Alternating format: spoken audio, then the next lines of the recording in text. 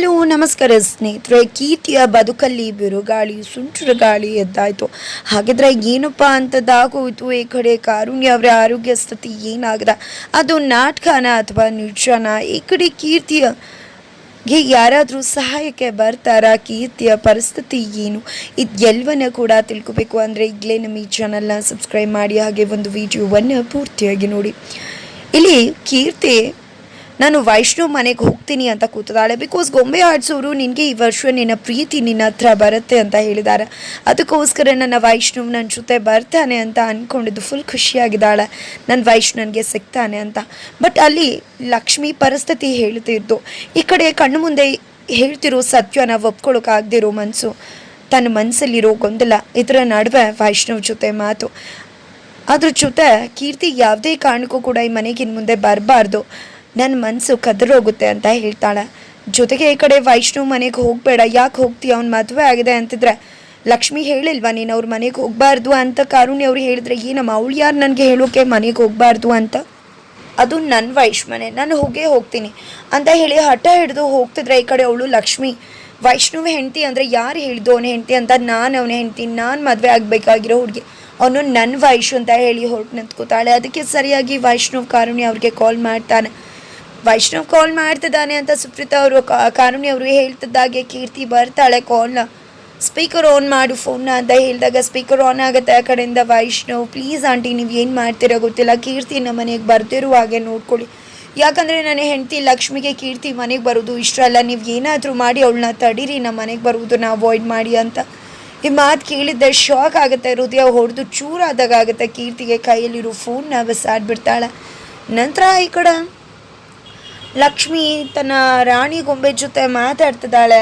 ರಾಣಿ ಗೊಂಬೆ, ನನಗಿಲ್ಲಿ ಏನಾಗ್ತಿದೆ ಅಂತಲೇ ಅರ್ಥ ಆಗ್ತಿಲ್ಲ, ಎಲ್ಲರೂ ಹೇಳ್ತಿರೋದು ಒಂದೇ ಮಾತು, ವೈಷ್ಣವ್ ಕೀರ್ತಿನ ಲವ್ ಮಾಡ್ತಿರ್ಲಿಲ್ಲ, ಕೀರ್ತಿ ಮಾತ್ರ ವೈಷ್ಣವ್ನ ಲವ್ ಮಾಡ್ತಿದ್ರು ಅಂತ. ಬಟ್ ನನಗೆ ಅದನ್ನೆಲ್ಲ ಒಪ್ಕೊಳ್ಳೋಕೆ ಸಾಧ್ಯ ಆಗ್ತಿಲ್ಲ. ಹೀಗೆ ಅದೆಲ್ಲ ಆಗತ್ತೆ, ನಡೆದಿರೋ ಘಟನೆ, ಆಡಿರೋ ಮಾತುಗಳು, ನಡೆದಿರೋ ಪರಿಸ್ಥಿತಿ, ಇದೆಲ್ಲವನ್ನ ಕೂಡ ನೋಡ್ತಾ ಇದ್ರೆ ಖಂಡಿತ ವೈಷ್ಣವ್ಗೆ ಹಾಗೆ ಸುಂದ್ರೆ ಕೀರ್ತಿನಿ ಅಂತ ಅನ್ನಿಸ್ತದೆ. ಬಟ್ ಈ ಮನೆಯವರೆಲ್ಲ ನನ್ನ ಹತ್ರ ಸುಳ್ಳು ಹೇಳ್ತಿದ್ದಾರೆ ಅಂತ ಅನ್ನಿಸ್ತದೆ. ಯಾವುದನ್ನು ನಂಬಬೇಕು ಯಾವುದನ್ನು ನಂಬಾರ್ದು ಅಂತಲೇ ಗೊತ್ತಾಗ್ತಿಲ್ಲ. ಮನಸ್ಸಲ್ಲಿ ಅನುಮಾನ ಇದೆ, ಮನೆಯವ್ರು ಹೇಳ್ತಿರೋ ಮಾತನ್ನು ನಂಬೋಕ್ಕಾಗ್ತಿಲ್ಲ. ಬಟ್ ಅವರು ಸತ್ಯನೇ ಹೇಳ್ತಿದ್ದಾರೆ, ನನಗೆ ಯಾಕೋ ಅವರು ಸತ್ಯನ ಮುಚ್ಚಿಡ್ತಿದ್ದಾರೆ ಅಂತ ಅನ್ನಿಸ್ತದೆ.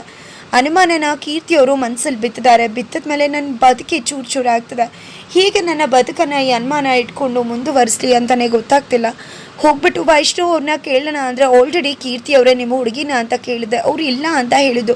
ಮತ್ತೆ ಹೋಗ್ಬಿಟ್ಟು ನಿಮ್ಮ ಕಾಗೆ ಸುಂದ್ರಿ ಆ ಹುಡುಗಿನೇನ ಅಂತ ಕೇಳಿದ್ರೆ ಅವ್ರ ಮನಸ್ಸಿಗೆ ಏನಾಗಬೇಡ. ಹೀಗೆ ನಾನು ಅವ್ರ ಮುಂದೆ ಹೋಗಿ ನಿಂತು ಈ ಮಾತನ್ನು ಕೇಳಲಿ, ಏನು ಮಾಡಲಿ ಅಂತಲೇ ಅರ್ಥ ಆಗ್ತಿಲ್ಲ. ನನ್ನ ಬದುಕನ್ನು ಹೇಗೆ ಸಾಗಿಸ್ಲಿ ಈ ಅನುಮಾನ ಇಟ್ಕೊಂಡು ಅಂತ ತನ್ನ ರಾಣಿ ಗೊಂಬೆ ಜೊತೆ ಲಕ್ಷ್ಮಿ ಮಾತಾಡ್ತಿದ್ರೆ ಆ ಕಡೆ ಆಂಟಿ ಕೇಳಿಸ್ತಿದ್ಯಾ ಅಂತ ವೈಷ್ಣವೇ ಹೇಳ್ತಿದ್ದಾಗೆ, ನೀನು ನನ್ನ ವೈಶ್ವ, ನೀನು ಕೀರ್ತಿನೇ ಮನೆಗೆ ಬರಬೇಡ ಅಂತ ಹೇಳ್ತಿದ್ಯಾ, ಏನಾಗಿದೆ ವೈಷ್ಣವ್ ನಿನಗೆ ಅಂತ ಕೀರ್ತಿ ಹೇಳ್ತಿದ್ರೆ, ನೋಡು ಕೀರ್ತಿ, ನಾನು ಒಪ್ಪನಾಗೆ ಹೇಳ್ತಿದ್ದೀನಿ, ನಾನು ನಿನ್ನ ವೈಶ್ವ ಅಲ್ಲ, ಯಾವತ್ತೂ ಎಲ್ವೂ ಕೂಡ ಮುಗ್ದೋಯ್ತು, ನಾನು ಮೂವ್ ಆನ್ ಆಗಿದ್ದೀನಿ, ನೀನು ಕೂಡ ಮೂವ್ ಆನ್ ಆಗು, ನನ್ನ ಹೆಂಡತಿಗೆ ನೀನು ಬರೋದು ಇಷ್ಟ ಇಲ್ಲ, ದಯವಿಟ್ಟು ನೀನು ಇಲ್ಲಿಗೆ ಬರಬೇಡ ಅಂತ ಹೇಳ್ಬಿಡ್ತಾರೆ. ನಂತರ ಹಠ ಮಾಡಿ ಹೋಗ್ತಿದ್ರೆ ಅಷ್ಟರಲ್ಲಿ ಕಾರುಣ್ಯ ಅವ್ರಿಗೆ ಎದೆ ಇಟ್ಕೊಂಡು ಹಾಗೆ ಕುಸ್ತು ಬಿದ್ದೋಗ್ತಾರೆ. ನಂತರ ಡಾಕ್ಟರ್ ಬರ್ತಾರೆ, ಚೆಕಪ್ ಮಾಡ್ತಾರೆ. ಚೆಕಪ್ ಮಾಡಿ ಬಂದು ನಿಮ್ಮ ಅಮ್ಮಂಗೆ ಮೈಲ್ಡಾಗಿ ಹಾರ್ಟ್ ಅಟ್ಯಾಕ್ ಆಗಿದೆ, ಅವ್ರನ್ನ ತುಂಬ ಕೇರ್ಫುಲ್ಲಾಗಿ ನೋಡ್ಕೋಬೇಕು ಅಂತ ಹೇಳ್ತಿದ್ದಾರೆ. ಎಷ್ಟೇ ಕಿರ್ಚಿ ಕುಣಿದಾಡಿದ್ರು ತನ್ನ ಪ್ರೀತಿಯ ಅಮ್ಮಂಗೆ ಈ ರೀತಿ ಆಗಿರುವುದನ್ನು ಸಹಿಸ್ಕೊಳ್ಳೋಕ್ಕಾಗದೆ ಕೀರ್ತಿ ಆಘಾತ ಆಗ್ತದೆ. ನಂತರ ಈ ಕಡೆ ಕಾವೇರಿ ಅವರಂತೂ ಹುಚ್ಚಿ ಥರ ಆಡ್ತಿದ್ದಾರೆ. ನಡೆದದ್ದು ಯಾವುದನ್ನು ಕೂಡ ಅಕ್ಸೆಪ್ಟ್ ಮಾಡೋಕೆ ಅವರು ರೆಡಿ ಇಲ್ಲ. ಈ ಕಡೆ ಕೃಷ್ಣ ಅವರು ಸತ್ಯನೇ ಹೇಳ್ಬೋದಲ್ವ, ಯಾಕೆ ಸತ್ಯ ಮುಚ್ಚಿಡ್ತಿದ್ದೀರಾ ಲಕ್ಷ್ಮಿಯಿಂದ ಅಂತ ಇದ್ರೆ ನಿಮ್ಗೇನೂ ಕೂಡ ಗೊತ್ತಾಗೋದಿಲ್ಲ, ನೀವು ಸುಮ್ಮನಿರಿ, ಎಲ್ಲವನ್ನ ಕೂಡ ನಾನು ನೋಡ್ಕೋತೀನಿ, ಸತ್ಯ ಎಲ್ಲನೂ ಕೂಡ ಹೇಳೋಕ್ಕಾಗೋದಿಲ್ಲ ಅಂತ ಹೇಳ್ತಿದ್ದಾರೆ.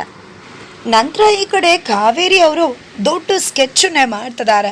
ಈ ಕಡೆ ಮೊದಲೇ ಹುಚ್ಚೆಯಾಗಿರೋ ಕಾವೇರಿ ಅದಕ್ಕೆ ಸರಿಯಾಗಿ ವೈಷ್ಣವ್ ಬಂದಿದೆ, ಅಮ್ಮ ನಾನು ಎಲ್ಲ ವಿಷಯನೂ ಕೂಡ ಲಕ್ಷ್ಮಿ ಅವ್ರ ಹತ್ರ ಹೇಳಿಬಿಡ್ತೀನಿ, ಅವ್ರು ತುಂಬ ಪರಿತಪಿಸ್ತಿದ್ದಾರೆ, ಆಮೇಲೆ ಮತ್ತೆ ಸುಳ್ಳು ಹೇಳಿದೆ ಅಂತ ಗೊತ್ತಾದ್ರೆ ಇವಾಗ ಎಲ್ಲ ರಿವೀಲ್ ಆಗೋ ಟೈಮ್ ಬಂದಿದೆ, ಹೇಳಿಬಿಡ್ತೀನಿ ಅಂತಂದ್ರೆ ಹೌದಾ ಪುಟ ಹೇಳಿಬಿಡು, ನೀನು ಕೀರ್ತಿನ ಲವ್ ಮಾಡ್ತಿದ್ದೆ ಅಂತ ನಿನ್ನ ಮತ್ತೆ ಕೀರ್ತಿ ಹುಚ್ಚಾಟದ ಸತ್ಯ ಹೇಳಿಬಿಡು, ಈಗಲೇ ಸಂಕಟ ಪಟ್ಟು ಪ್ರತಿದಿನ ಸಾಯ್ತಾಳೆ, ಮತ್ತೆ ಹೃದಯ ಒಮ್ಮೆಲೆ ಒಡೆದೋಗ್ಲಿ ಬಿಡು, ಕಟ್ಕೊಂಡು ನಿನ್ಗೇನಾಗಬೇಕು, ಹೋಗು ಸತ್ಯ ಹೇಳಿಬಿಡು ಅಂತ ಹೇಳ್ತಿದ್ದಾರೆ. ಬಿಕಾಸ್ ಅವ್ರಿಗೆ ಸತ್ಯ ಹೇಳಬಾರ್ದು, ನೀನೇನಾದರೂ ಸತ್ಯ ಹೇಳಿದ್ರೆ ಎಲ್ಲ ಕೂಡ ಲಕ್ಷ್ಮಿ ಗೊತ್ತಾಗ್ಬಿಡುತ್ತೆ, ಆದರೆ ನೀನು ಸತ್ಯ ಹೇಳಬಾರ್ದು, ಸತ್ಯ ಗೊತ್ತಾಗಬೇಕು ಲಕ್ಷ್ಮಿಗೆ. ನೀನು ಮತ್ತು ಲಕ್ಷ್ಮಿ ದೂರ ಆಗಬೇಕು.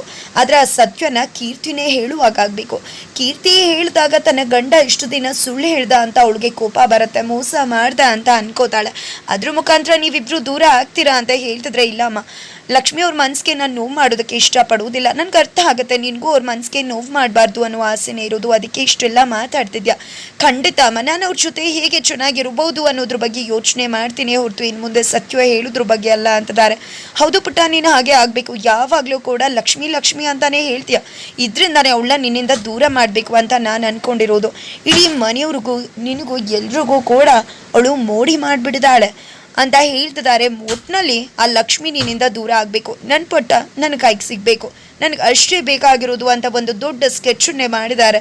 ವೈಷ್ಣವಿ ಹೇಳೋಕೆ ಹೊರಟ್ರು, ವೈಷ್ಣವನ್ನ ತಡೀತಾರೆ. ಬಿಕಾಸ್ ಕೀರ್ತಿ ಸತ್ಯವನ್ನ ಹೇಳಿದ್ರೆ ಲಕ್ಷ್ಮಿ ಜೀವನ ಹಾಗೆ ವೈಷ್ಣವ್ ಬದುಕು ಬೆರಕಾಗುತ್ತೆ. ಅವರಿಬ್ಬರ ನಡುವೆ ಬೆರಕು ಬಂದು ಇಬ್ಬರು ಕೂಡ ದೂರ ಆಗ್ತಾರೆ ಅನ್ನೋದು ಕಾವೇರಿಯವರ ಒಂದು ಪ್ಲಾನ್ ಆಗಿದೆ. ಹಾಗಿದ್ರೆ ಅವರ ಪ್ಲಾನ್ ವರ್ಕೌಟ್ ಆಗುತ್ತಾ, ಫೈನಲಿ ಉಲ್ಟಾ ಹೊಡೆಯುತ್ತಾ, ಏನಾಗುತ್ತೆ ತಿಳ್ಕೊಬೇಕು ಅಂದರೆ ಈಗಲೇ ನಮ್ಮ ಈ ಚಾನಲ್ನ ಸಬ್ಸ್ಕ್ರೈಬ್ ಮಾಡಿ ಮುಂದಿನ ವಿಡಿಯೋಗೋಸ್ಕರ ವೇಟ್ ಮಾಡೋದನ್ನು ಮರಿಬೇಡಿ.